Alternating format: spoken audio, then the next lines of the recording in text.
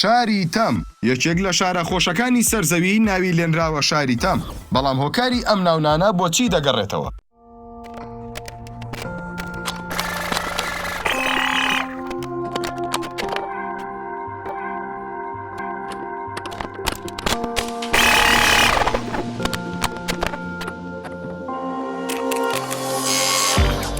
شاری تەم ناسناوی پایتەختی بەریتانیایە. لە نێوان سەدەی هەژدەهەم و ناوەڕاستی سەدەی نۆزدەهەمدا ئەم نازناوەی پێدرا. ئەمەش بەهۆی بڵاوبوونەوەی تەمومژێکی زۆر کە لەو کاتەدا بە لەندەندا بڵاو بوویەوە، بەڵام وەکتەمی ئاسایی ڕەنجی سپین نەبوو، بەڵکو لەگەڵ سەرەتای شۆڕشی پیشەسازیدا کە لەندەنی ژێکێک بوو لەو شارانەی ڕۆ پیشەسازی هەنگاوینا، تەمی کارگەکان تەواوی لەندەنی داپۆشی و چەندین هاوڵاتی بەریتانی بەهۆی تەمی کارگەکانەوە مردن. بەو جۆرە شارەکە وردە وردە بووە ناوەندی پیشەسازی کە ئەمەش بووە هۆی زیادبوونی پیسبوونی هەوای لەندەن. تەمی پیسی لەندەن زۆر چڕ بوو، لە هەموو شوێنێکیشدا بڵاو بووبوویەوە، تەنانەت ئاژەڵیش لە پیسی تەمی کارگەکان ڕزگاریان نەبوو. ئەم تەمە پیسە کە بە تەمی دووکەڵی گەورە ناوی دەرکرد بوو 5 ڕۆژی خایان، تاکو وینستن چەرچڵی سەرۆکوەزیران لە ساڵی 1956 و 1968 یاساکانی هەوای پاکی دەرکرد، ڕێگری کرد لەو کارگانەی دووکەڵی ڕەش لە کارگەکانیانەوە دەردەچێت.